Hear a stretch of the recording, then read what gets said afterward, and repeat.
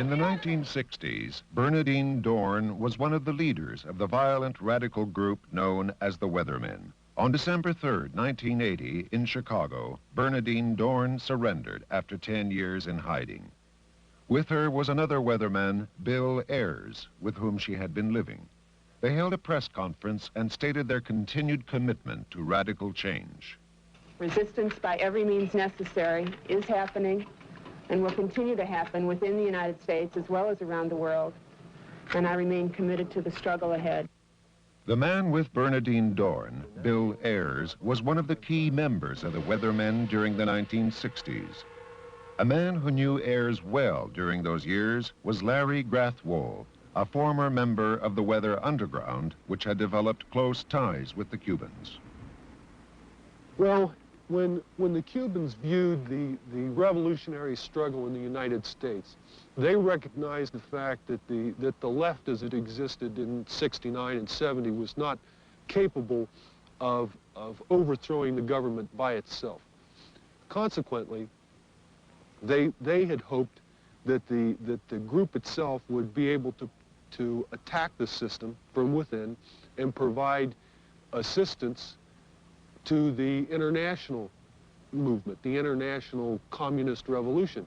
As a weatherman, if I became cut off from the main body of the organization, the Weather Underground organization, I could make contact or reestablish contact by going to the Cuban embassy in Mexico or Canada and asking to, as an example, I wanted to get in touch with Bernardine Delgado. That was the code word, Delgado.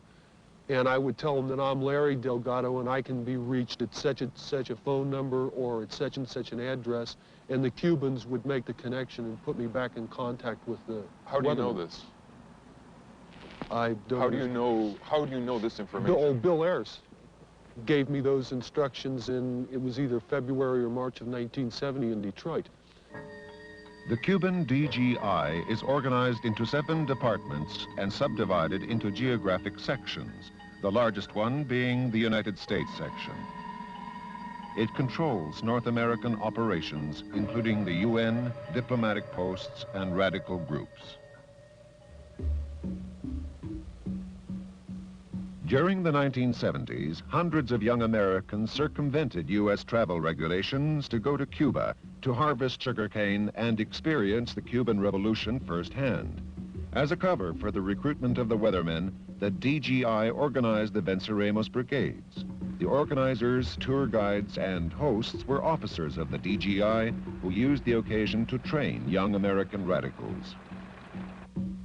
Cuban intelligence was well prepared for the Venceremos brigades when they arrived. Every time that a Venceremos brigade contingent arrived in Cuba, all the operationals of the DGI had to drop what they were doing and go to work on the Venceremos brigade. We had to investigate, collect background to see who could be recruited, what information could be obtained. Do you know of young Americans who were recruited in the brigade to work for the Cuban intelligence who came back to America and were secretly working for the Cubans? Sí, y están trabajando. Yes, and they are still working. Still working for the Cubans in America? Sí, definitivamente. Yes, definitely. The brigade was established with the sole purpose of providing a cover for the Weathermen to get their people to Cuba for training. And that's why it existed. As a matter of fact, when our people came back off the first Venceremos brigade, in I think it was February of 1970, the criticism that the Cubans had made about the Venceremos brigade indicated that the majority of people being sent there they felt were useless. They really weren't helping them harvest sugarcane. But that it was justified in the sense that here was a means to train and politicize weathermen contacts and weathermen. Cuba somehow had the ability to bring out in young people at that time the feeling of communism with a mambo beat, or somehow that what was happening in Cuba was totally different than what was happening anyplace else in the world. This was the main reason of the interest showed by the Russians in trying to control the DGI, because the Cubans could work far more easily than the Soviets. Weren't the weather people aware that they were being used by the Soviets in some way?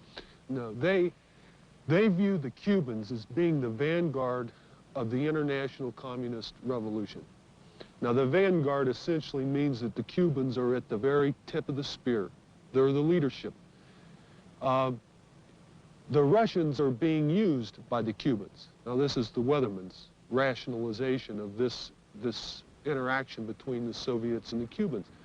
The Cubans said, you've got to become active. You've got to start doing things. And planning a national action to protest the beginning of the Chicago 8 trial and to commemorate the riots during the Democratic National Convention of '68, and to protest the war in Vietnam is not action. Action requires that you confront the system violently. So when the Weathermen got back from Cuba, they changed the national action to the Days of Rage. The Days of Rage in October 1969 was an attack on the city of Chicago and its police department. For 4 days, anti-war protesters, urged on by agitators of the Weathermen, rioted in the streets, engaging in violent confrontations and pitched battles with the police.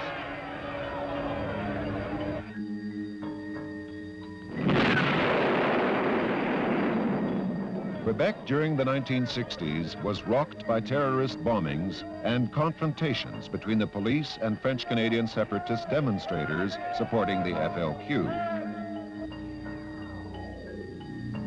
DGI contacts within revolutionary organizations like the FLQ had built an international terrorist ring.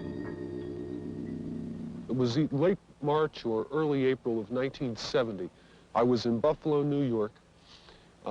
The FOCO there consisted of 5 people. Bill Ayers and Naomi Jaffe were 2 of those people. Bill and Naomi left and went to Canada. Where at in Canada, I don't know, to meet with members of the Quebec Liberation Front with the objective of establishing closer ties with them and cooperating in actions, if possible, on both sides of the border. And they also received, it was either $2,000 or $3,000 from the Quebec Liberation Front that had been sent from Cuba for the Weathermen. There was an attempt in 1965 by a group of blacks who had gone to Cuba under my auspices to blow up the Statue of Liberty. The Black Liberation Front, which had been formed in Cuba in 1964, was the prime mover behind this plot. The bombing was prevented, however, when the police recovered the explosives from their hiding place in the Bronx. Amongst those arrested was Michel Duclos, a member of the French-Canadian separatist organization which provided the explosives to the Cuban-trained extremists. She pleaded guilty to illegally transporting dynamite. We know that the Weatherman underground organization went to Cuba and utilized the same kinds of techniques that we utilized. These people did engage in direct bombing and killing in the United States. So I fear it. And yet, most of them haven't been heard from for a long, long time. That's right, but they're still out there. They're underground. And the question is, over a long period of time, what does it take to activate them?